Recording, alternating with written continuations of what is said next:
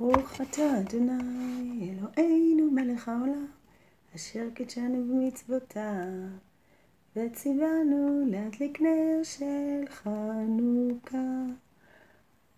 ברוך אתה אדוני אלוהינו מלך העולם, שעשה ניסים לאבותינו בימים ההם בזמן הזה. אמן. נרות הללו אנו מדליקים, נרות הללו אנו מדליקים, על הניסים ועל הנפלאות. אימא'לה, וואי. סורי. שעשית לאבותינו, עשית לאבותינו, בימים ההם, בימים ההם, בימים ההם, בזמן הזה. שמונת ימים, אין לנו משהו להשתמש בו. מעוז צור ישועתי, לך נאה לשבח, תיכון בתפילתי, ושם תודה נזבח, לעת נשאנה נהנה, ניצב נבח, אז בשיר חנוכה המזבח. Happy Chanukkah, everybody. So apparently there are directions which I did not read. Seventh light. Peace, light, and love, everybody. Those celebrating, those not celebrating. Just peace, light, and love, everybody. It says here, you put the Chanukiah on the left side of the entrance. This is the Lubavitcher, sorry. What was that? They actually place the menorah and the entrance to the room to light up the room. That's kind of dangerous. On the other side of the mezuzah, to be surrounded by mitzvah, by religious deeds. They have to stand in a straight line, and they all have to be the same. Oh, see? Isn't this such a parallel on society? We all have to be lit, right? All the candles have to be lit. And imagine if society worked like that, that actually we cared that everybody has a light, and we wouldn't just care about ourselves, but we would care that everybody has a light. Wouldn't that be such a nice society? But this is what we have, and we have to work with what we have. It says here, you have to have, you cannot enjoy them. And so, if you don't have a husband, sorry, I had to laugh at that. The wife has to light by herself. Thank you. That's actually the most egalitarian holiday I know. So, that was not very nice to say. But some of us still need to find light. So, we're still here. In human life, we look for happiness, for understanding, for illumination, to bring light into our lives and our hearts. Often we look to the future or some set of ideals that we have heard about, searching for the key to our wholeness and happiness as if it was somewhere else. The place to find wholeness, light, and well-being is here and now, even in the midst of our difficulties. There are moments in each of our lives when our personal world is filled with darkness. Tragedy, loss, bereavement, rejection, failure are all common experiences. There is no living being who holds the power to avoid being touched by pain. No defense strong enough to make us invulnerable to the unpredictability of life's changes.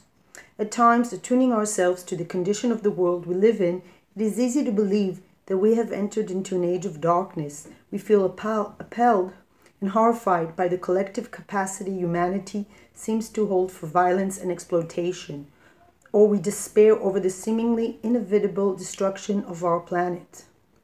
We become distressed by the suspicion and alienation that are too often the hallmarks of our interpersonal relationships. A sense of our own vulnerability can leave us feeling overwhelmed, ineffectual, and powerless. The insecurity born of these feelings then leads us to anger, blame, self-protection, and hostility. We may even attempt to anesthetize ourselves to life's experience. Anesthetize, that means take all kinds of things that we don't feel the pain. And in this numbness, increase our true isolation and pain.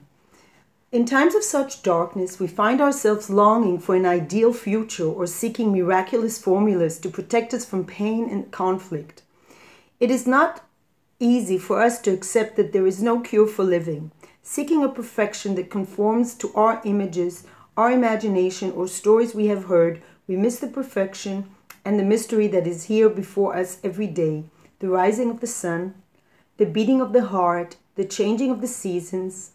Well, here it's less, there's no seasons, it's just rain and summer, but the miracle of human speech. There is an art to learning how to live with one's challenges and hardships, to discover light and darkness, and to heal ourselves and the world around us. Like any other art, the art of living in peace calls for both great love and discipline. We must be willing not to turn away from, not to shun the shadows in our lives, but to turn towards them. This is the first and most significant step, for in turning we begin to cast away our fear, despair, and self-doubt. It is not darkness that is our opponent, but our rejection and denial of it. It is in our greatest difficulties that we can find a sense of what is the everlasting light in the world, unquenchable light. As St. John of the Cross said, if a person wishes to be sure of the road they tread upon, they must close their eyes and walk in the dark. There we find true compassion and greatness of spirit. As we turn towards the specific shadows in our own lives with an open heart and a clear and mindful focus, we cease reacting and resisting and begin to understand and heal. In order to do this, we must learn to feel deeply. It is not done so much with our eyes open as with the opening of the inner senses of the body and the heart. So I also always claim we are too visually inclined. We are just like drawn into all sorts of visual clues, visual temptations. That's what advertisements do to us. So, where was I? It means to listen closely to the mystery that is right in front of us rather than the ideas we have about things. To live now. To opening the inner senses of the body and the heart. As the great Tibetan doctor shows, the power to listen with one's fingertips reveals the music of the body and the music of the spheres. This listening and feeling and opening sets our life free. Sorry. Sneeze. As long as we resist it, seeking for light someplace else, we're separate from what is and unable to see that all that exists is filled with light.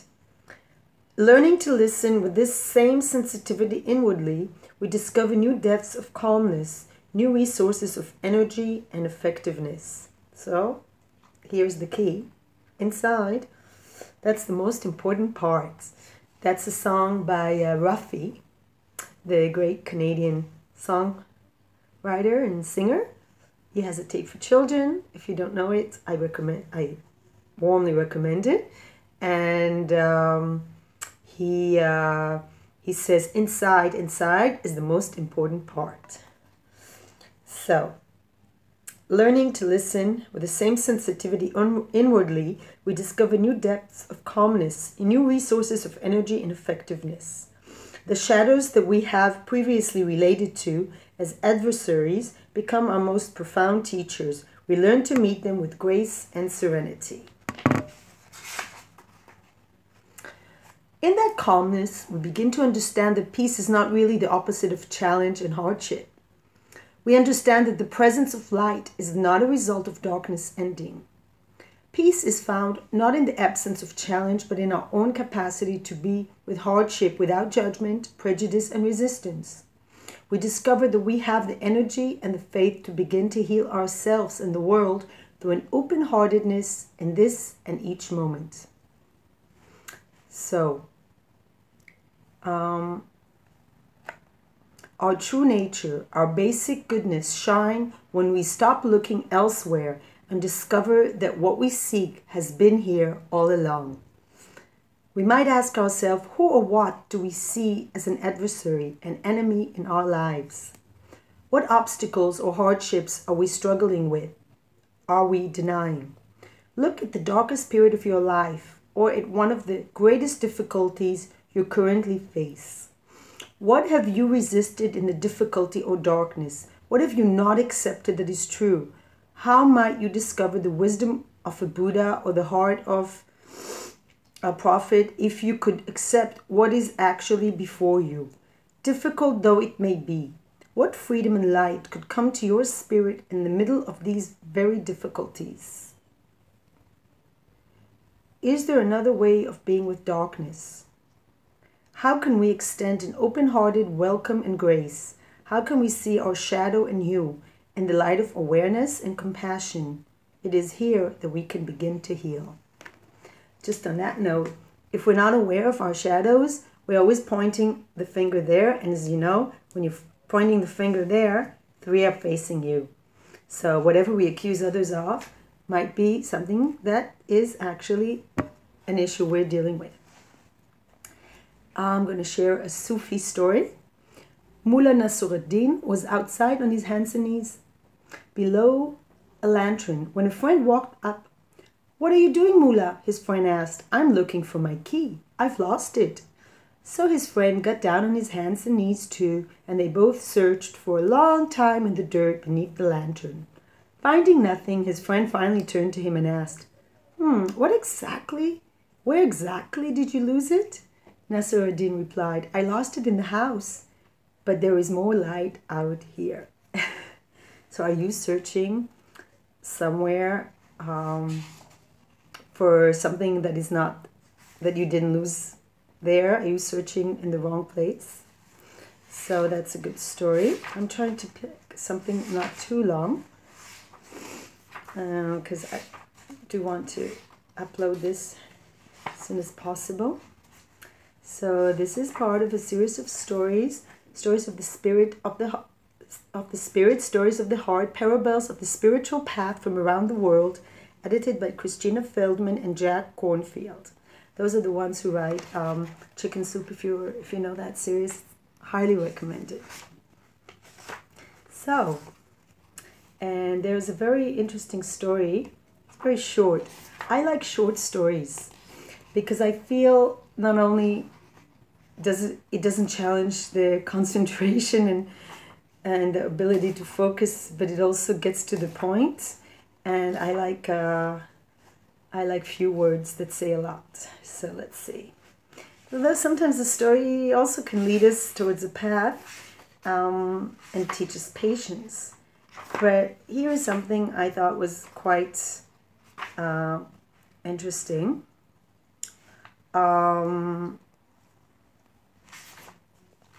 So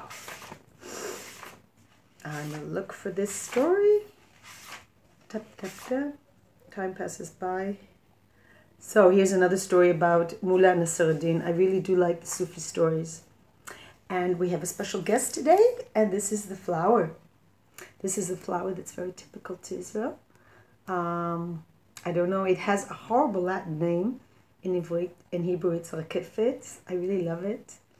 And there are not many of them, but after the rain they usually come up where there's stones and rocky places. You can find them when you walk, take hikes. So here it is. Mullah Nasruddin decided to start a flower garden. Maybe I should have our special guest. So, isn't this nice? This is exactly this story. I love it when we join traditions because we can learn from each tradition something else. Yes, I believe anyway. Mullah Nasruddin decided to start a flower garden. He prepared the soil, planted the seeds of many beautiful flowers, but when they came up, his garden was filled not just with his chosen flowers, but also overrun by dandelions. He sought out advice from gardeners all over and tried every method known to get rid of them, but to no avail. Finally, he walked all the way to the capital to speak to the royal gardener at the Sheikh's palace. The wise old man had counseled many gardeners before and suggested a variety of remedies to expel the dandelions. But Mullah had tried them all. They sat together in silence for some time. Finally, the gardener looked at Nasruddin and said, "Well then, I suggest you learn to love them." So, with these wise words, I wish you peace, light, and love. Happy holiday season. Keep warm.